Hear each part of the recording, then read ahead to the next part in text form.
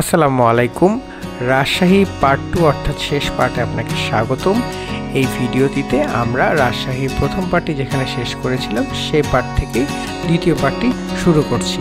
তো এই ভিডিওতে আপনি যেখানে দেখতে পাচ্ছেন যে জায়গাটি, সেটি হচ্ছে মুক্তমঞ্চ নামের একটি জায়গা। জায়গাটি রবীন্দ্র সরোবরের মতো দেখতে, এবং তারপরেই আমরা কিন্তু কালাই বাড়ি নামের একটি রেস্টুরেন্টে চলে গেলাম, যেখানে আমরা কালাই রুটি উপভোগ করব।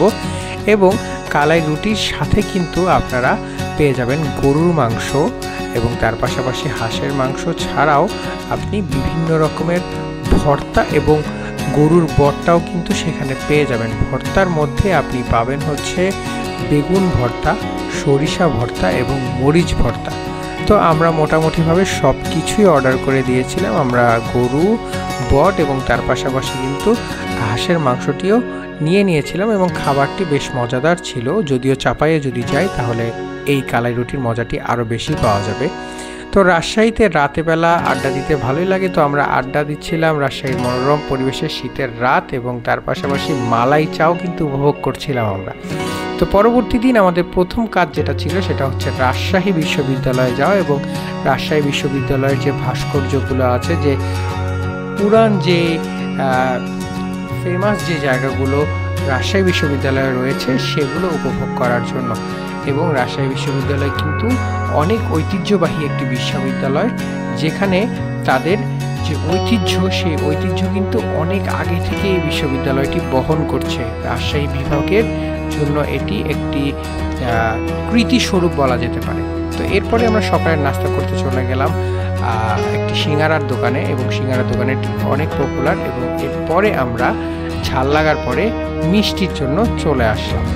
সেখান থেকে আমাদের এর পরের যে গন্তব্য সেটি হচ্ছে সপুরা সিল্ক মিলস, যেখানে আমরা সিল্ক কিভাবে তৈরি করা হয়, সিল্ক ওয়ার্ম থেকে কিভাবে হচ্ছে সিল্কের সুতা উৎপাদন হয় সেটি দেখার জন্য গিয়েছিলাম, এবং পুরো প্রসেসটি আমরা দেখেছি। আপনারা চাইলে এই জিনিসটি দেখে আসতে পারেন, এবং এটি কিন্তু শিক্ষণীয় একটি জিনিস। সিল্ক কিন্তু অনেক দামি, এবং সেটি আমাদের বাংলাদেশে কিন্তু খুব সহজভাবেই এই প্রসেসের মাধ্যমে তৈরি করা হয়। তো এখানে হচ্ছে সিল্কের সুতাগুলো ওয়াইন্ডিং করা হচ্ছে, অর্থাৎ হচ্ছে একটি কোণের মধ্যে পেঁচানোর জন্য সুতাগুলো তৈরি করা হচ্ছে, এবং সেখান থেকে আপনি এটিকে উইভিংয়ে নিয়ে যাবেন। সো এই হচ্ছে প্রসেস।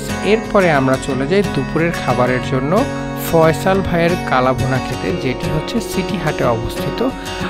এই কালাভুনাটি সম্পর্কে যদি আমি বলি, এটি আমার কাছে খুব আহামরি মনে হয় নাই, বেসিকের থেকে একটু ভালো বলা যেতে পারে।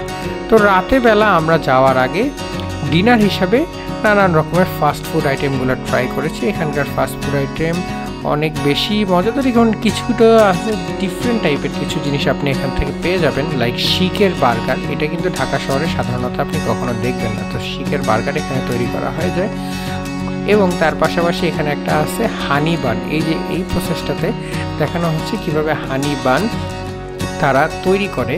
তো হানি বানের উপরে ছড়িয়ে দেওয়ার পরে তারা হচ্ছে এটি পোড়ায়, এবং এরপরেই হচ্ছে পরিবেশন করা হয় চা দিয়ে, যদিও এটি খেতে খুব বেশি ভালো না।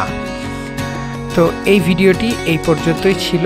সবাই আমার এই ভিডিওটিকে লাইক, শেয়ার এবং সাবস্ক্রাইব করে দিবেন। সবাই ভালো থাকবেন। আসসালামু আলাইকুম।